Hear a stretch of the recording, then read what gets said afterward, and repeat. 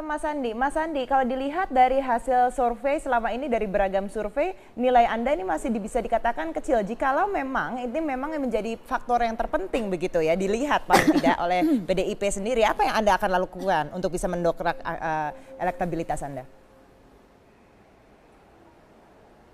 Ya tentunya cara yang paling ampuh adalah turun menyapa warga, bersosialisasi, dan ini sudah masuk ke hari ke-93 di mana saya terus menangkap aspirasi daripada masyarakat.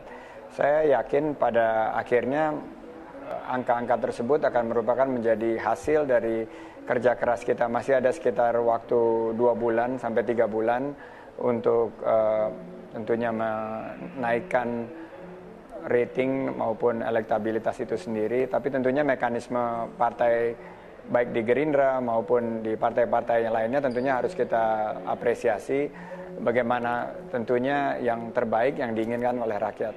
Kalau jadi cawagup gimana Mas Andi, mau nggak? Tentunya saya maju sebagai salah satu bakal calon gubernur mengikuti proses dari Partai Gerindra sendiri. Mandat saya maju itu sebagai bakal calon gubernur. Tapi tentunya dalam proses komunikasi politik maupun mekanisme pembentukan koalisi nanti itu akan ditangani oleh pimpinan partai dan Pak Prabowo sendiri yang pasti akan mengambil keputusan tersebut. Saya yakin bahwa pada ujungnya niat tulus ikhlas untuk membangun Jakarta itu nanti akan menemukan format sendiri, di mana format itu tentunya yang paling memiliki seperti tadi Mbak Dini bilang kans yang paling baik untuk dekat dengan rakyat dan mengantarkan pemimpin baru nanti bulan Februari 2017. Saya ke Mas Bambang. Mas Bambang, tahu tadi kata Mas Hanta ini yang paling penting memang ujung-ujungnya adalah dari faktor elektabilitas itu. Tanggapan Ata, betul? Prospek elektoralnya yang paling menentukan begitu. Apakah betul seperti itu? Betul, jadi betul apa yang disampaikan Mas Hanta Yuda tadi, bahwa ini nanti akan menjadi keputusan politik kan menentukan pilihan kandidat. Dan memang kalau keterpilihan, pertimbangan utamanya kan survei ya, di sana di survei itu akan terpotret popularitas, likabilitas, elektabilitas, kemudian mungkin juga akan nampak bagaimana performa incumbent selama ini. Tadi proses penjaringan dengan tidak saja nanti akan melihat survei, termasuk psikotes, fit and proper test itu kan upaya bagaimana meningkatkan objektivitas penilaian sehingga menu yang kita sajikan ini betul-betul sesuai dengan harapan masyarakat. Masyarakat membutuhkan pemimpin seperti ini loh. Baik, okay. Saya yakin nanti akan paralel ya hasil penilaian proses ini dengan survei. Baik, betul yang dikatakan Mas Hanta Yuda tadi. Mas Hanta, kalau Anda lihat bagaimana banyak sekali yang dinilai nanti baik itu dari hasil survei, kemudian juga ada proses penjaringan, plus juga ada hak prerogatif itu tadi.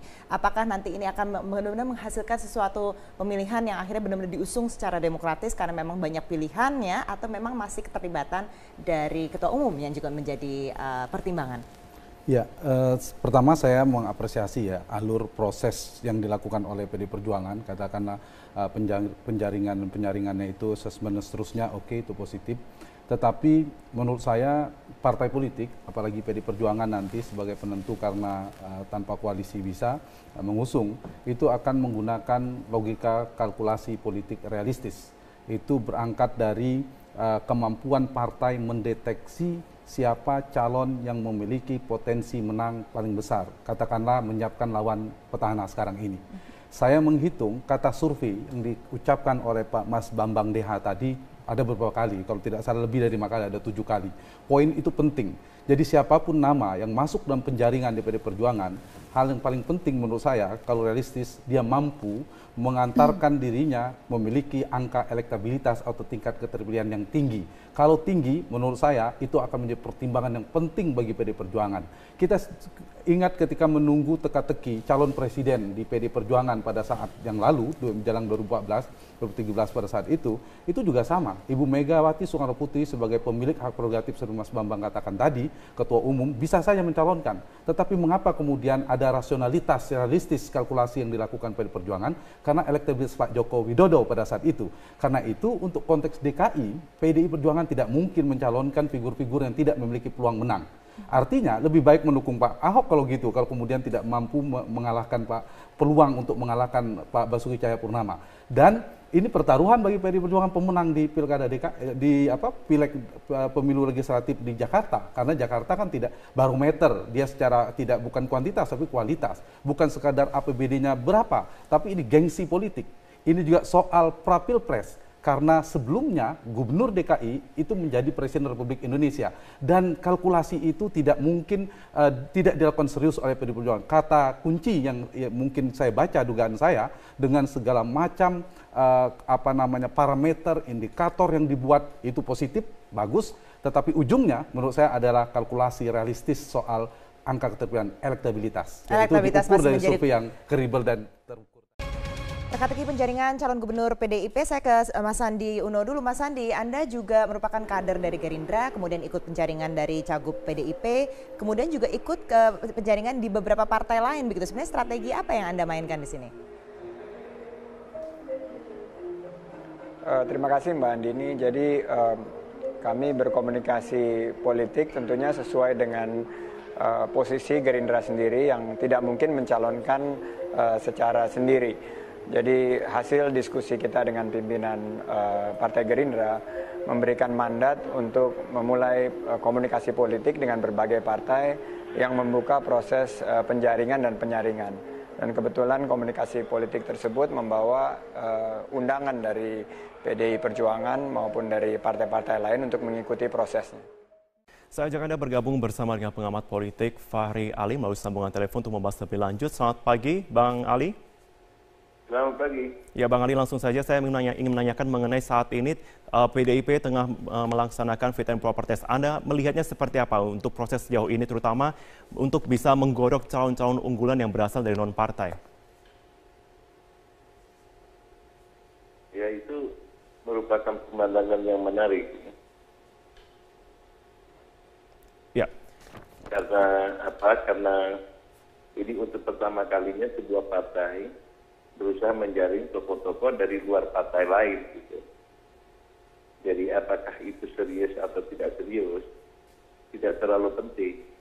Tapi itu menunjukkan bahwa PDIP itu masih kekurangan orang untuk maju dan dicalonkan di DKI. Gitu.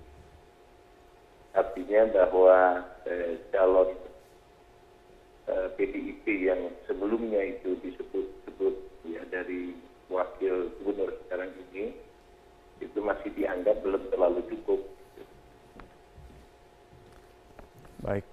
Baik Bang Fahri. Lalu berarti Anda menilai kalau sejauh ini PDIP belum memiliki satu sosok yang kuat yang bisa dikatakan mampu untuk menandingi dari petahana Basuki Cahayapurnama? Iya, itu artinya mereka serius gitu. Melihat tokoh Ahok sekarang ini gitu. Jadi bagaimanapun mereka ya kasarnya harus belanja gitu. Belanja tokoh dan sekaligus itu bagian dari sebuah kampanye bagi tokoh-tokoh yang maju sekarang ini gitu. Baik, Bang Fahri, kalau Anda melihat pun saat ini untuk proses penjaringan pun bisa dikatakan saat ini memang tengah berlangsung, ya, artinya proses dari internal saat ini sudah masuk. Namun dari sisi internal pun di sini juga sesuai dengan persetujuan dari ketua umum partai. Nah, artinya jika ada calon yang sudah dikatakan lolos dari fit and proper test begitu, namun belum ada persetujuan dari ketua partai, apakah ini bisa dikatakan prosesnya justru malah akan sia-sia? Kalau penjaringan seperti ini yang dilakukan aktif dari sepengetahuan Mbak Mega, tidak mungkin mereka melaksanakan ini tanpa pengetahuan Mbak Mega, bahwa kata putusnya sama Mbak Mega betul gitu.